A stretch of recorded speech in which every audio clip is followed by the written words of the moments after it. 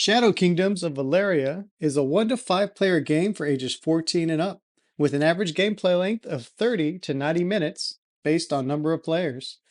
Published by Daily Magic Games. The basic overview of Shadow Kingdoms of Valeria has you moving your warden each turn to a different location to collect a die and gain a benefit from the location, like gaining gold, champions, and battle plans. Then, once you have enough dice to complete a battle plan, you will return to your camp, complete the battle plan in your reserve with the dice in your camp. Compare the strength of the dice with your influence and score for the lowest of the two. Then you may remove any single conquest marker from your board to level up its abilities. You can then place the marker on your campaign map for extra bonuses. Continue playing this way until a player has completed their 7th battle plan and finished the round. The player with the most points wins. To set up the game, first place the game board in the middle of the table. Shuffle all battle plan cards and place them on the top left of the board. Then place one face up in each of the 5 locations below the deck. On the other side of the board, we will take the champion decks, separate each one based on its type, the instant champions identified by the lightning bolt, the ongoing champions by the circling arrows, and the endgame champions with the hourglass. Shuffle each deck separately, and starting with the instant champions, place the deck on the right and place 3 cards face up to the left of the deck.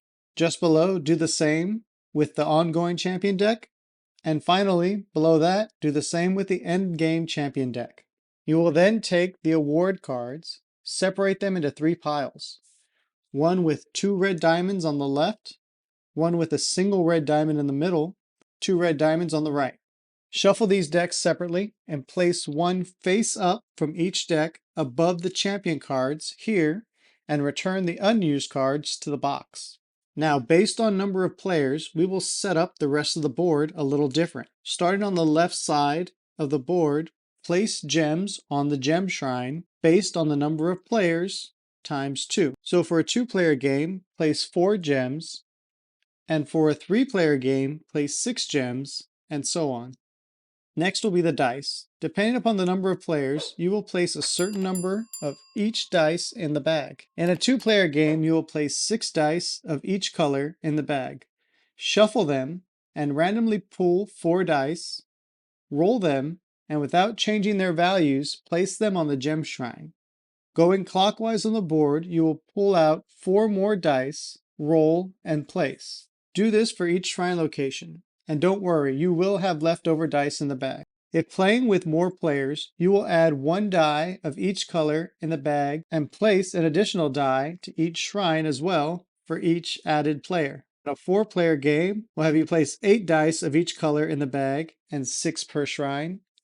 And in a 5-player game, you will use all 9 dice and place 7 dice per shrine.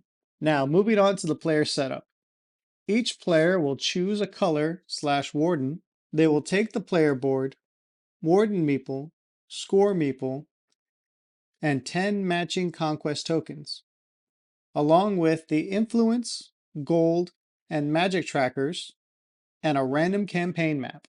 To set up the player board, you will place a conquest marker on every circle on your board. Starting from the left, you will place one on the max 6 and the max 10, which refers to the number of champions you can have. One over the wild symbol, which will let any die that matches your faction able to be another of your choice. Place another covering the 2 extra gem slots and the +1 to strength. Below that, you will cover the 14 on your number track, and 1 on each of the 2 additional reserve locations below.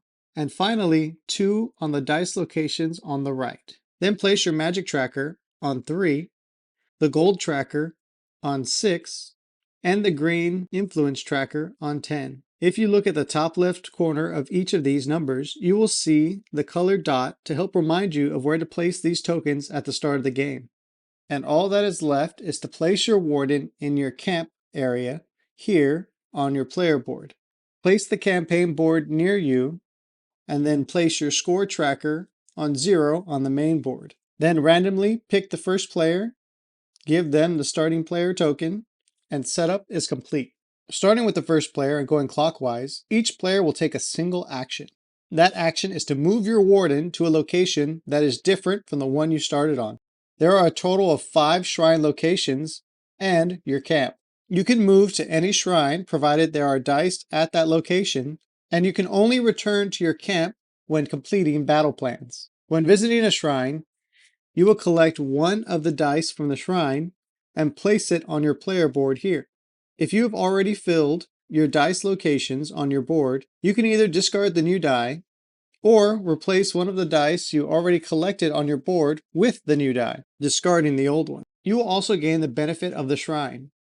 The dice breakdown has the strength of the die in the large shield, ranging from 1 to 6. Below that on the left, this number is the discount value that would apply to certain shrines. And on the right is the troop type, which can also be identified by the color of the die. You have green for goblin, red for orc, gray for skeleton, blue for gargoyle, and brown for gnoll. Now for the shrines themselves. If you go to the gem shrine, you will collect a die as well as a single gem. Gems are placed on your player board and allow you to flip one of your dice from one value to the value of the opposite side of its current value. For instance, a 1 would become a 6.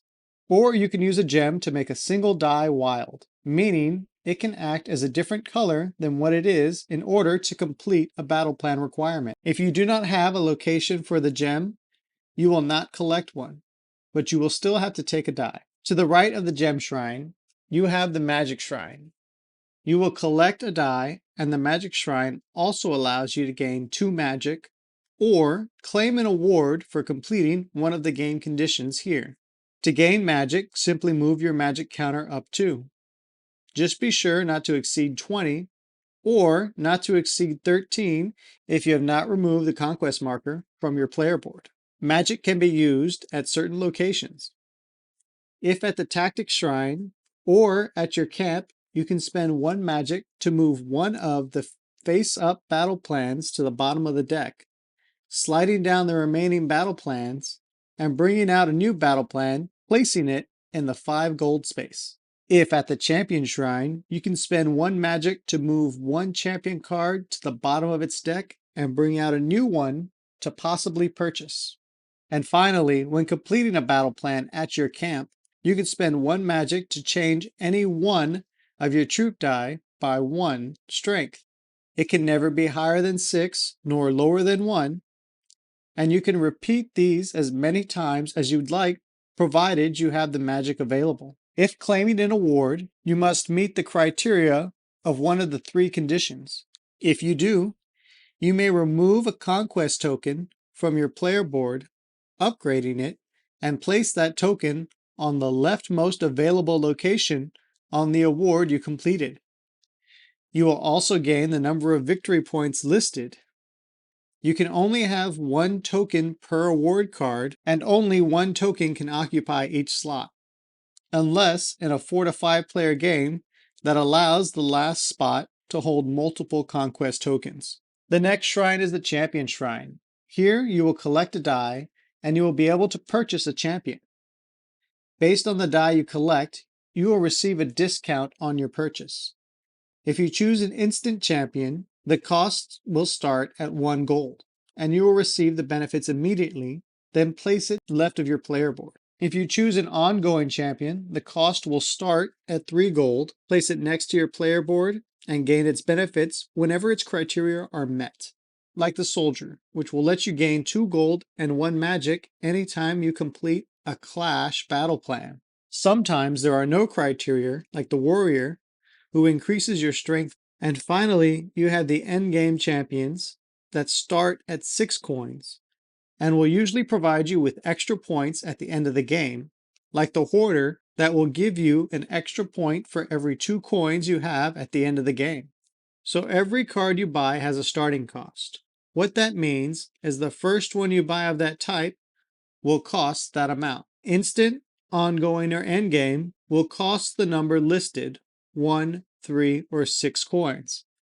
However, when you purchase another champion of the same type, it will cost you an additional coin for each champion you already have of that type.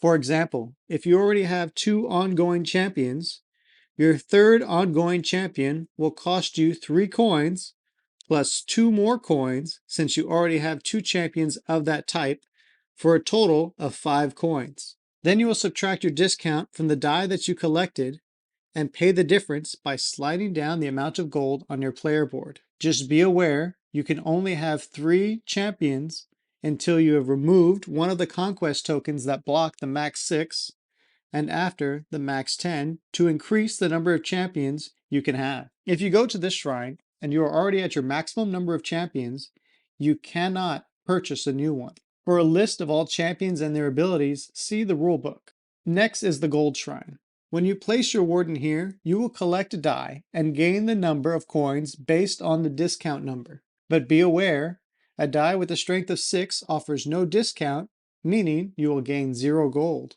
Just move the gold tracker up on your player board for any gold gained, and you can never exceed 20 gold, and you can never exceed 13 gold if you have not removed the conquest marker covering the 14 on your player board.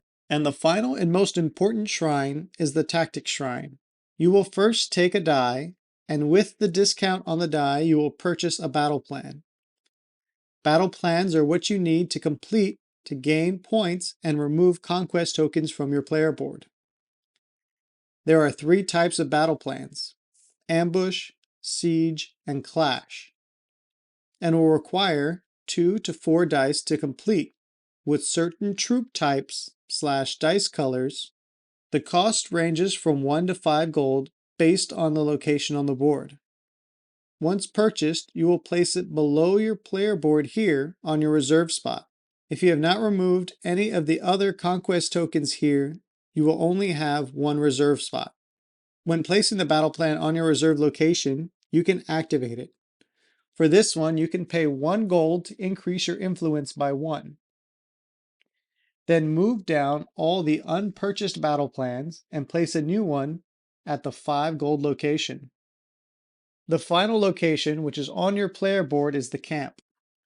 You can only return here when completing a battle plan. You must go through these steps in order. First, you can choose a battle plan from your reserve or buy a battle plan from the main board. Just note, you will not receive the reserve bonus if you purchase the battle plan this way, nor will you collect a die from the tactic shrine. Then choose the troop dice from your player board needed to complete the battle plan. You may spend gems and/or magic to alter the dice.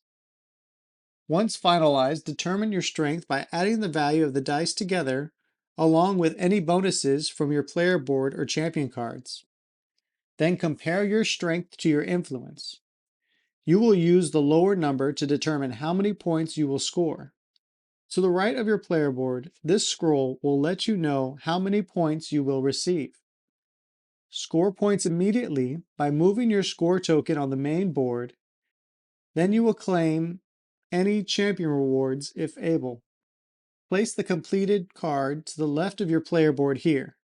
You will then upgrade your player board by removing a conquest marker of your choice from your player board. Then take that same conquest token and move it to your campaign board. You can place it on any location with a circle to gain an additional skirmish bonus. Following that, if you place a conquest token with a diamond chain bonus between a previously placed token, you will gain the chain bonus as well. Multiple chain bonuses can be claimed provided the tokens are adjacent. And finally, you will return the troop dice used back to the bag.